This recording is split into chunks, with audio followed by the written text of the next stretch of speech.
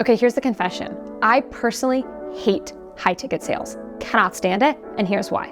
First thing is the stress of managing high ticket clients. Oh my gosh. A lot of people talk about how great high ticket stuff is, but I feel like nobody ever talks about the stress of managing high ticket clients. There's a lot of expectations the high ticket clients have, right? They're paying you $4,000, $5,000, $10,000, $20,000, $72,000. They have high expectations. And if you're a person of integrity, you are rightly have a sense of responsibility towards that amount of money that people are paying you. And I think if you're a good coach, you're stressed out about it, even just a little. Like if you take it seriously, it's gonna stress you out just a little bit. The people who aren't stressed about high ticket coaches kind of makes me wonder, or high ticket offers kind of makes me wonder, like, why aren't you stressed out about this? This is a serious amount of money for these people. Why aren't you concerned about what their expectations are? Second thing that people don't talk about is risk and exposure. Again, everybody loves to talk about how amazing high ticket sales are and how much money you can make and how much profit you can make. Nobody ever talks about the risk of exposure. So let me give you two different scenarios, okay? First scenario is you have a group coaching program, you sell the spots for $4,000 each and you sign up 15 students, okay? So 4K, okay, so you make $60,000. Let's say that all of a sudden, for whatever reason, half of the people charge back. All of a sudden, you have $30,000 that gets charged back or refunded because you couldn't deliver, because something happened, because you promised stuff and you couldn't deliver it. That's a lot of risk. The higher the ticket offer, the higher the risk. Another scenario, by the way, these scenarios are real things I've had happen to, let's call them colleagues or acquaintances of mine, but these are real life things that have happened. So scenario two, you have so many angry, upset, high ticket customers that they all get together and they actually file a class action lawsuit against you. That really happened, by the way. A bunch of students actually got together with one of my, I don't want to say competitors, but let's just say competitors. They all got together and she had charged them like $18,000 a piece. And they all got together and filed a huge class action lawsuit, and it was a big stinking deal, and it was very stressful, rightly so. This is why I don't like high ticket coaching. This is why I don't like high ticket sales. Nobody ever talks about the stress of managing high ticket clients, and nobody ever talks about the stress or the risk and exposure that comes with that. So that is why, for me, I only do low ticket stuff, and here's why I love it, and here's what you need to know about it. So yeah, I love low ticket coaching. It works really well for me as a new mom, right? I have a little 9-month-old at home, and it works really well for us. I don't really have to be at these all these coaching calls, managing high ticket clients' expectations. It's just not a good fit for me right now. And so I love low ticket coaching. But more importantly, we're actually making a ton of money from low ticket sales. And I really believe that low ticket sales are the closest thing you can get to actually passive income. So last month we did $132,000 in cash collected. We're going to put a little screenshot up of this is the back end of my Samcart dashboard. Samcart is the payment thing that, the payment processing platform that I use. And I want to talk about the split, right? So how was this split up, right? $70,000 were from low ticket sales that were $7 to $97. So we did $70,000. The majority of that $130,000 were from things that were less than $100. Kind of mind blowing when you think about it. And the second thing is, the second split was $60,000 were from my 997 course. So I have a course that's around $1,000. In my opinion, $1,000 is still low ticket. I don't think you hit high ticket until you get to around 3,000. Then it really does become high ticket, where more often than not, you need to do a sales call. It needs higher touch, higher expectations. For 997, that's still considered low ticket.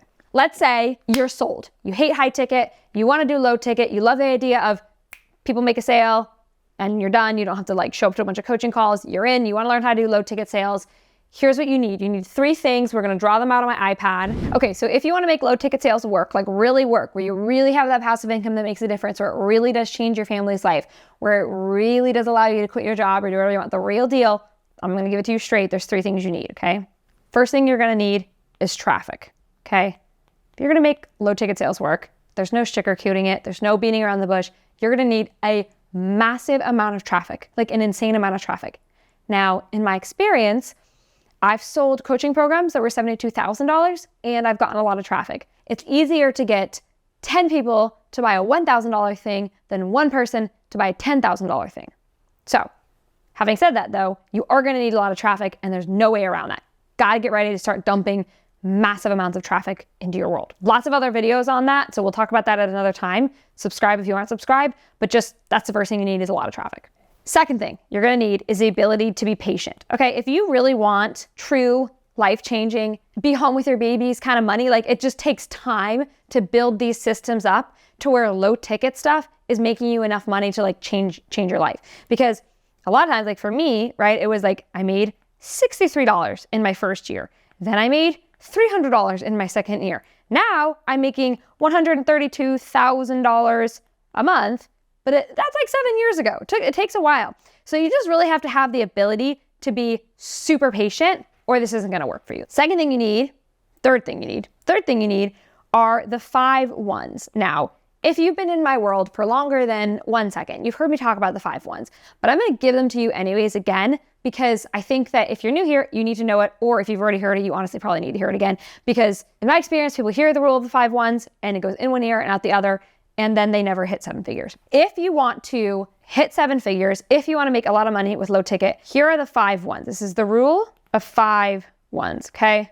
1, problem solved, meaning you're going to solve 1 problem. For 1 target market, you're going to have 1 niche. You are going to sell 1 product, not a little product, not a medium-sized product, and a big product.